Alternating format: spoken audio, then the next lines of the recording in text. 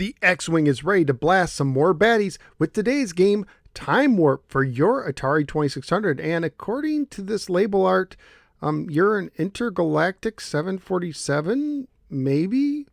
Working for Dish Network? I don't know. Let's go ahead and take Time Warp. Let's pop it in my Atari 7800 Pro system and see how it holds up today. Let's go to the game.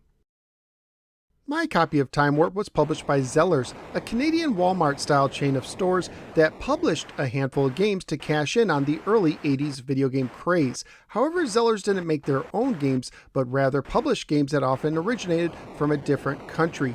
It's unclear exactly when Time Warp first came out or who the original publisher was, but there's a chance it was first released by the German company Goliath as Astro Attack in 1983. Time Warp was also released by other companies, sometimes under different names like Time Race or Firefox, and sometimes with some graphical changes. Neither the manual nor the box gives a story, so allow me to come up with one. Alert! You're a spaceship made out of supergalactic silly putty, and you're losing your ability to hold yourself together. Your wings keep shifting back and forth, and your engines keep shaking side to side. Your only chance of survival is to reach the mothership in order to be molded back into shape, but it won't be easy. The Cracker Jack Imperial Toy Space Force is attacking you, one penny toy after another, and to make matters worse, the mothership is hidden deep within the narrow caverns of Gooba. It's going to take good aim and tight steering to survive. And remember, the fate of the universe is in your hands. No pressure. Time Warp is a horizontally scrolling space shooter for one player only, with 3 game variations. The first variation contains every enemy wave, but the second and third only feature selected enemies, and honestly the difficulty doesn't seem much different to me. By putting the left difficulty switch in the A position, you can make the enemy ships smaller, making them harder to hit but giving you more space to maneuver around in. For the controls, use the joystick to move around the left side of the screen. You can hold right to go faster or left to go slower, but when facing a wave of enemies, it seems that the speed change doesn't go into effect until the enemies respawn on the right side of the screen. The button is used to fire. You can only have one shot on screen at a time, but you can hold down the button for continuous firing.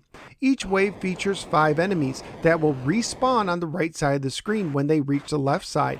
When you defeat the 5th enemy, the next wave will morph into existence where the last enemy was destroyed, making it strategic to try to defeat the final enemy when they are further away from you. Defeat enough waves and you will go on to the caverns, where you must make your way through and dock with your mothership.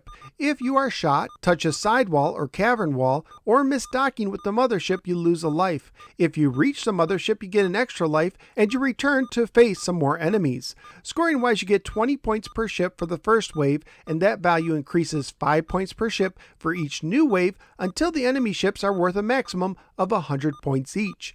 Points earned in the cavern section are based on how quickly you complete the round. Graphically speaking, I actually like the look of the game. I don't like the way your ship wiggles as you fly, but the morphing enemy waves of ships is really cool for a 2600 game. Sound and music wise, the sounds are pretty basic and might even be annoying to some, but you do get a cool musical ditty when you clear the cavern section. Family friendly wise, the game would most likely get an E for everyone rating if released today.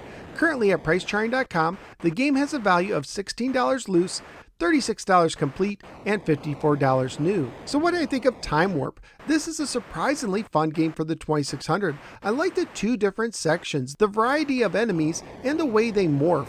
When I first played the game, I liked it, but I didn't realize you could slow down. Once I discovered that, it made the cavern section more manageable and enhanced my enjoyment of the game. In the end, this is one title I could easily play more in the future. So where am I going to rank Time Warp? This one is going to hang out in the 70s with some other solid titles. I do like Cosmic Commuter more at 78, but I will put this over Quadrant at 79. So out of the 203 titles I've now ranked for the Atari 2600, Time Warp is navigating into the 79 position. If you like space shooters on the 2600, you should give Time Warp a shot. But that's just my opinion. What do you think? Let me know in the comments below.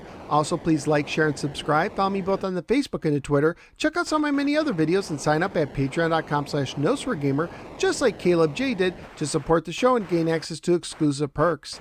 Thank you for giving me a little part of your day, and I look forward to seeing you next time on the next episode of the No Swear Gamer. Take care, especially when navigating in tight spaces.